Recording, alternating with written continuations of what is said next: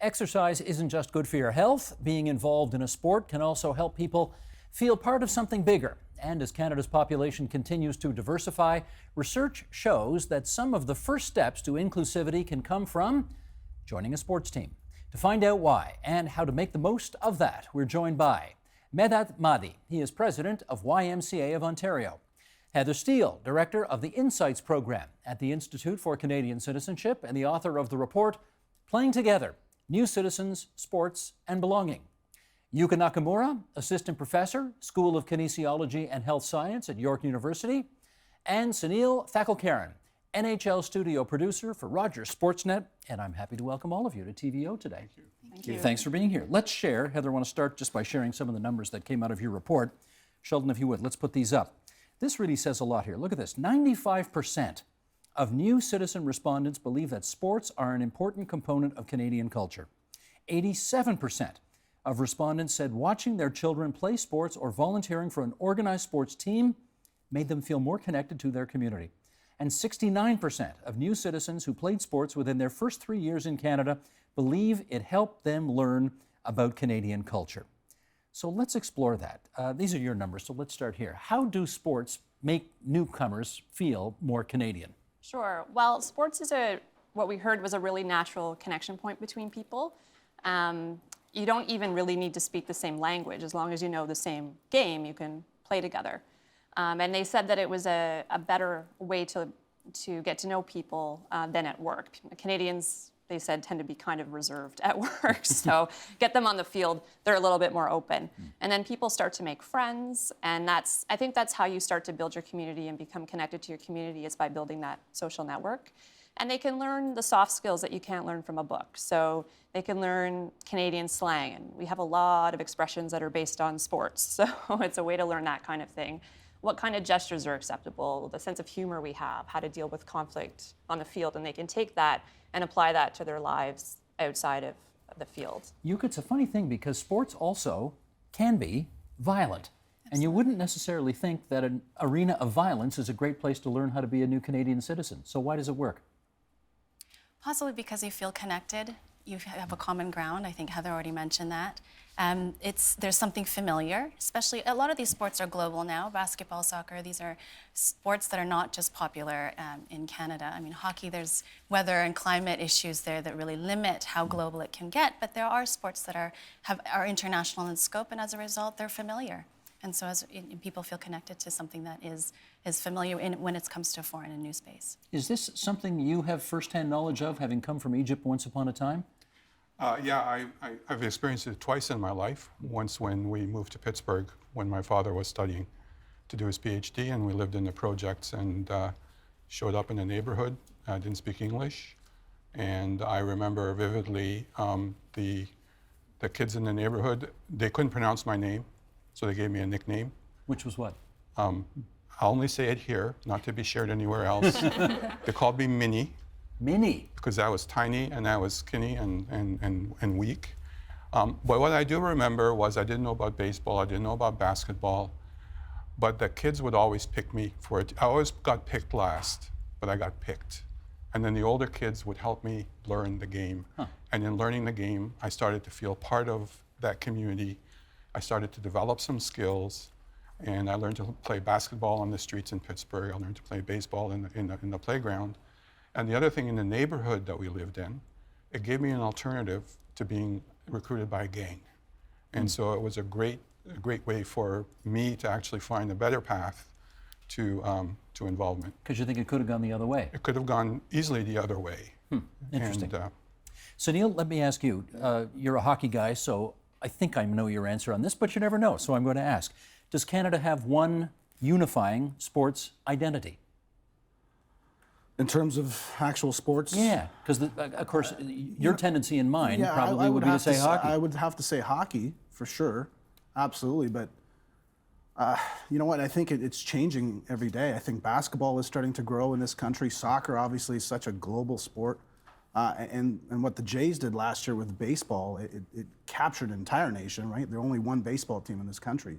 But for me, it is hockey for sure, but I think there's other sports that are starting to catch up. And hockey is I'm talking about the NHL right now, which is, your professional life. it's increasingly multicultural these days, isn't it? Absolutely. I mean, it's no longer the white kid from Northern Ontario or Northern Absolutely. Saskatchewan. Absolutely. I mean, there's still a long way to go, but you are seeing more ethnic players playing in the game right now. Absolutely.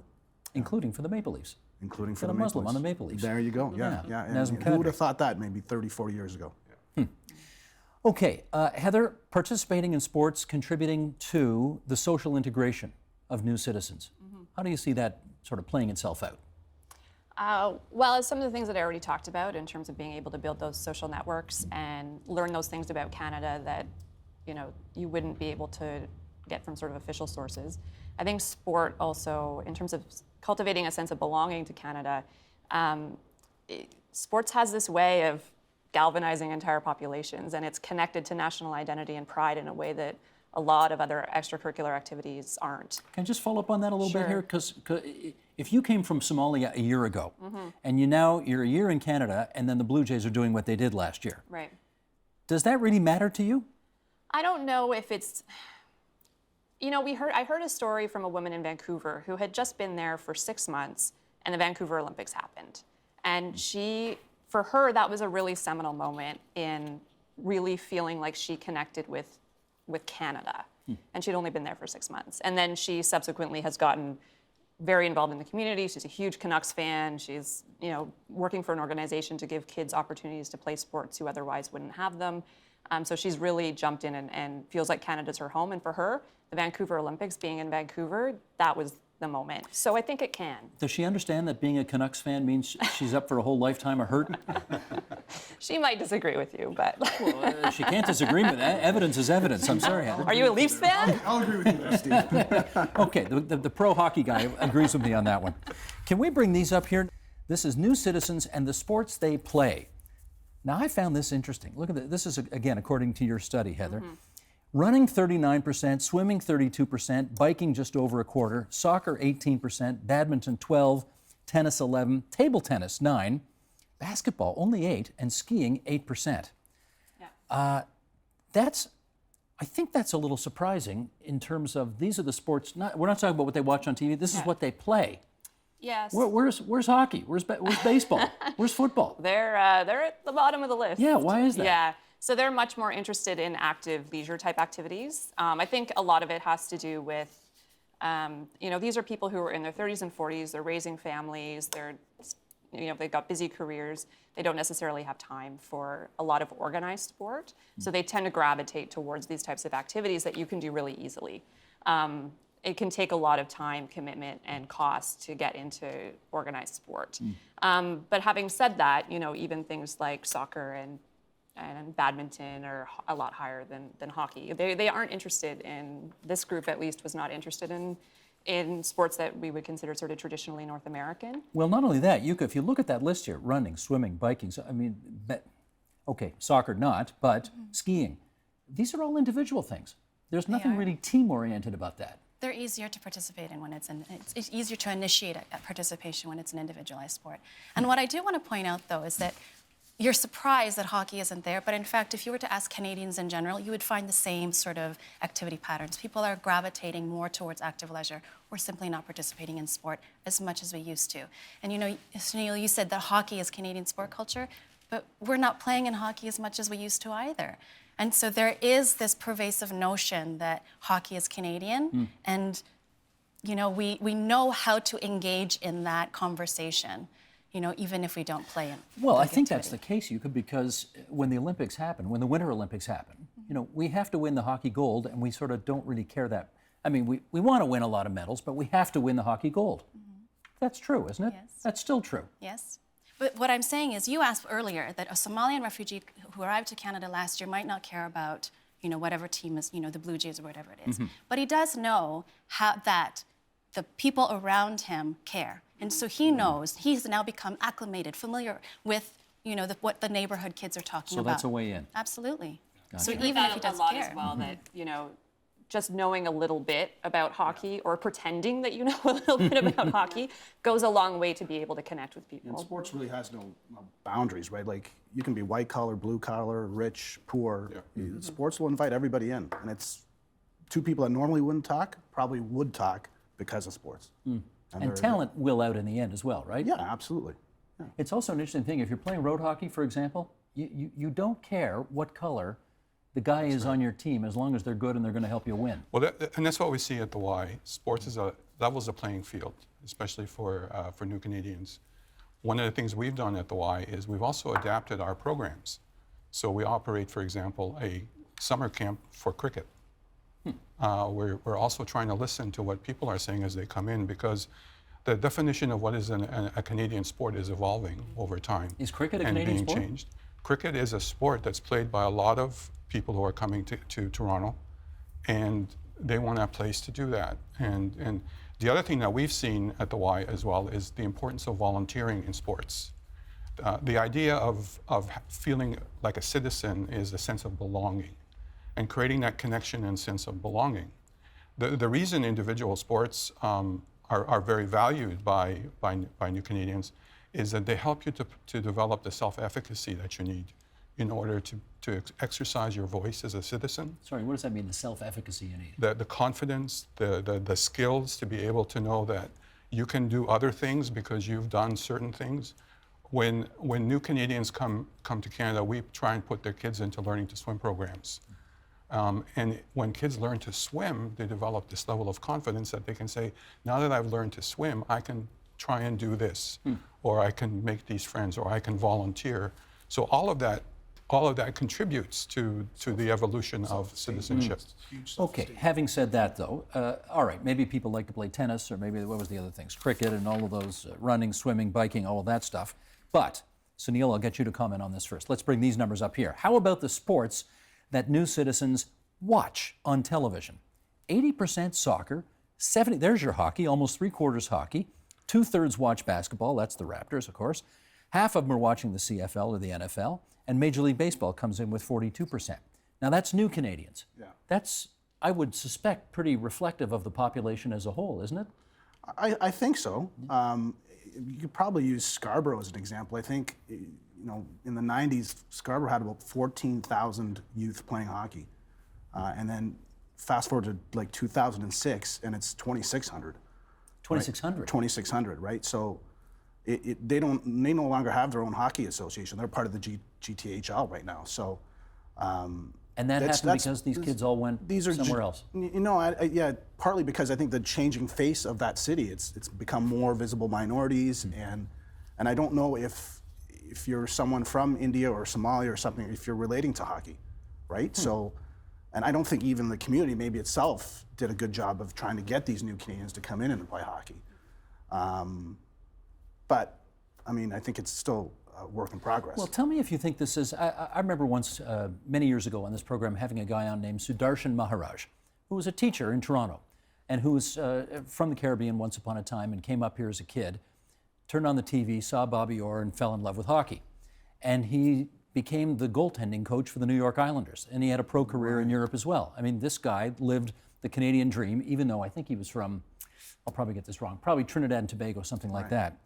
I mean, is that not the typical Canadian immigrant path anymore? That's hard to explain. Like, for my father, when he came here in '71 from India, he knew immediately that part of assimilating was to become a hockey fan and embrace hockey. And pass that on to pass you. it on to me, right? So, I think maybe some of the new Canadians now, they just, like, when you watch hockey, it's still predominantly a white sport, right? Like, I know there are minorities that are making inroads and stuff, but maybe the new Canadians don't relate to hockey as much as they did 20 years ago. And maybe that's because they see basketball players that they relate to more, or baseball players that they relate to more. Heather, can you help us with that? Yeah, we asked about diversity in watching professional sports, and it wasn't a huge issue amongst this group, but for hockey, it was definitely more of an issue than the other sports. So there might be a little bit something there. Well, there are clearly more people of color who are playing basketball Absolutely. and football. Absolutely. So would Yeah. that, I mean, I don't know whether that Yeah. means you're more likely to be interested in those sports because Yeah. some of the players may look like you. It could be. I'm not sure I can make those arguments from the research that we did. And actually, from the research that we did, I was pretty surprised at the higher, 71% of people were still interested in watching hockey, which is, I thought was a pretty high number. And I think that has a lot to, it's bound up in hockey being part of Canadian culture and wanting to feel part of that, so they're interested in learning that. Cost also comes into play too. It's tremendously expensive to play hockey. play hockey, right? yeah. I know my father took me and my brother into skating lessons, and I wasn't the greatest skater. I'm just going to admit that right now. But I stopped. My brother continued and played hockey, but he played for maybe 2 or 3 years and then stopped because just we couldn't afford it. We couldn't Really, it was a afford the cost new. issue. We couldn't afford the new equipment all the time. You talk to us about that, because the fact is, all you need is a basketball to play basketball and a pair of sneakers. True. That's it. Yeah, absolutely. For hockey, you're talking. I mean, who knows? Some parents, of course, are spending $1,000, $3,000 on equipment for their kids. Is that a big barrier for new Canadians to get in? Absolutely, it absolutely is. And there's social norms around hockey that are unfamiliar for parents. There's a certain age when you're supposed to start your kids in hockey. You're supposed to know how to skate. This Learn to Skate program start at 2, 3 years old. New parents aren't going to know that if their kid suddenly at the age of 9 says, "I want to play hockey."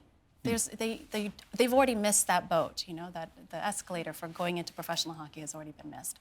So, at that point, then they proceed to, well, what is available, what is accessible, and So what's around. And it's a court, it's a soccer field, it's a cricket pitch. So it really is too late in some respects. If you don't get them in by 3, 4, 5 years old, maybe that's it. They're gone. That seems to be the norm, yes. Was that the situation with you? I mean, when you moved to Pittsburgh when you were a little kid, did you learn how to skate when you were there?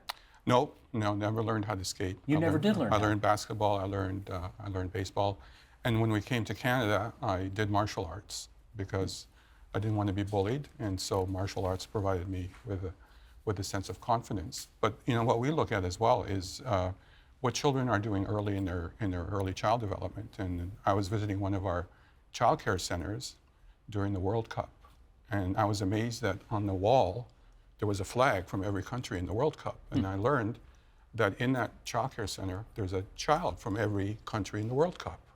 So you talk about diversity. And the children drew the flags, and when the teams would be playing each other, the children would exchange ideas and stories around their culture. And so that kind of also a mosaic that is created with sports, both from a fan perspective, but also from a participation perspective, is really part of who we are as a pluralistic nation. I want to test that with you, Heather. This city's amazing during World Cup. It really is incredible. I've never seen anything like it. But cheering for the country you once came from, how does that make you feel actually more Canadian? Well, one of the things that we know about new Canadians is that one of the things they really value about Canada is diversity and multiculturalism, and the feeling that you don't have to give up who you were to come here and become something else, that you can keep those traditions, adopt new traditions. And so I think one of the things that they like is being able to come here, cheer for Argentina during the World Cup, but then when the Olympics happen, you're in front of the television watching Canada win a gold medal and feeling just as excited. So I don't think it's an either or situation for them. Would your dad have cheered for India during World Cup? Absolutely, he would Yes. have. Yeah, absolutely. I had the pleasure of producing the World Cup morning show for CBC during the last World Cup, and it was unbelievable to see how the city and the country just united, right? And it's not because Canada's in there; it's because they're all cheering for their individual nations, and you can do it in a way that you don't feel guilty about, right? So it's the World Cup in that sense is fascinating. That's the beauty of Canada, is you can cheer. I'd like to cheer for Egypt in the World Cup, but they never make it. But you can cheer for Egypt or your country, but you can also be Canadian. And I think that's one of the wonderful things we have in this country is we can do both. That may be why it works for Canada, is that Canada really is not a world power when it comes to soccer. And therefore, I guess we don't feel any guilt cheering for the old country. Does that make sense? Possibly. But we have multiple identities, and they can coexist. We're complex beings. We don't always necessarily have to just be Canadian. We can be all kinds of different identities, and in different contexts, those identities are going to be more emphasized or just enhanced, and then you shift context and it's a different identity again. And that's the fluidity It's really of it. what separates us as a country from any other country in the world, is our way, our ability to welcome other nations and feel proud about it, right? Like there's no other country that does that like us. How old was your dad when he moved here? He was 34 years old. With family yet, or No, he'd come over with my mom. Came over with your mom? Yeah. And then you and any siblings? Younger brother. You're both born here. Yeah, both born here. Yeah, Scarborough. And hockey was or was not sort of a, I mean, this sounds very, I was going to say Norman Rockwell, but that's an American example. Whatever the Canadian equivalent of Norman Rockwell is. But certainly in my home growing up, you know, sitting around the TV on Saturday night watching Hockey Night in Canada was a thing. It was religion. You did it too? Yeah, absolutely. Yeah, my father passed away, unfortunately, 2.5 years ago. And for his viewing, we put up a Leaf jersey, like everyone, just so everyone knew that, you know, he was a Leaf fan and hockey was a big part of his life. We're a big Leafs fan in our family as well. I mean, I remember going to high school in 1967 and going to a choir practice and a teacher bringing a TV so we could watch the Stanley Cup final. And I was like, you know, just new in the country, and that was my entry. So that's what it's like when the Leafs win the cup. That's right. You just have to be a certain age to remember what that was I like. took it for granted. I thought it was going to happen over and over. Happened 4 times in the 60s and then nothing for 50 years. Well, then I'd be very interested in all of your opinions about a clip that we're about to show right now, because I got a feeling this is not how your father experienced watching hockey on CBC, but it's how a lot of people are experiencing watching hockey these days. Roll tape. मिनटांना समाभाग्य करके गो बनीनो बनीनो बनीनो बनीनो बनीनो बनीनो बनीनो बनीनो बनीनो बनीनो नेक बनीनो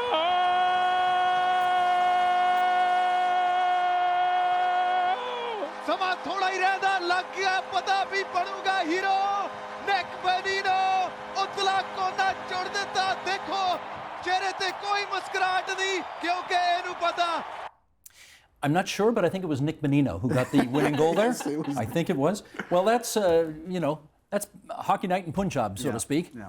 What do you think? I think it's fantastic. I think it's absolutely fantastic. I mean, I know a lot of those guys. I've worked for Hockey Night in Punjab, and they're fantastic guys, and it's great that they've got this notoriety based on that call, right? What's the impact? The impact is, I think it's people that normally probably wouldn't watch hockey or give a second thought to hockey, who probably now looked at it and go, oh, this is interesting. A Punjabi person calling hockey. That's fascinating.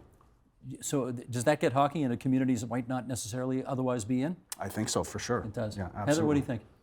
I would agree with that. I think language can be a big barrier, and so anything to bridge that is a good thing. And seeing yourself reflected, I think, in what you're seeing. So if you're not seeing it reflected on the ice, then at least seeing it reflected in the commentary. I have no problem with it. I think it was a great initiative. What do you think? I loved it, and I think it was really soccer announcing applied to hockey. Yeah, that's right. Because when they were doing the cheering, I was thinking of soccer games and how they announced the goals. So I think it's fantastic, and I think it's to your point around multiple identities, and we can be both and not either or. Do we have this kind of thing for the Raptors? I don't even know. Is there a Punjabi play-by-play or another I wouldn't, language off play-by-play? the top of my head, I would not know. No, I can't think of one right now. Given who the Raptors' number 1 fan is, you would assume that would be something that if it hasn't happened, it ought to be in the works. Yeah. Maybe it will be in the works now. Do the Raptors represent a potential new opening for new Canadians in basketball, in your view? I mean, they did have a heck of a year this year. They did. I want to be mindful of the fact that, there is a very intentional marketing of basketball to ensure that it is seen as diverse and accessible and a global sport, to separate it from hockey. And so we're celebrating how diverse it is and how maybe the Raptors could also have this diverse type of sports commentary. And true, that might attract more spectators from communities that normally don't watch it. Mm-hmm. But whether that leads to participation is a different story. And whether or not they would be welcomed is also a different story. Belonging is a two-way street, Yes, the Punjabi community might feel like they've now connected to hockey, but let's remember that there was, minor, some, but still negative reaction to seeing, 2 brown men commentating on hockey, and 2 brown men being the ones who were behind the sports desk. Did that happen? It did, that absolutely. Happened. It absolutely did. I mean, there was support, granted, but the Twitter went crazy saying, you know, why do we have these terrorists commentating on hockey, etc. So okay. I remember when this happened, and my recollection was that it was a few obnoxious idiots who made those comments. It certainly wasn't the majority of people. it was, but to frame it as, oh well, they're stupid and they're obnoxious is dangerous, because there is still this idea that hockey is the bastion of whiteness.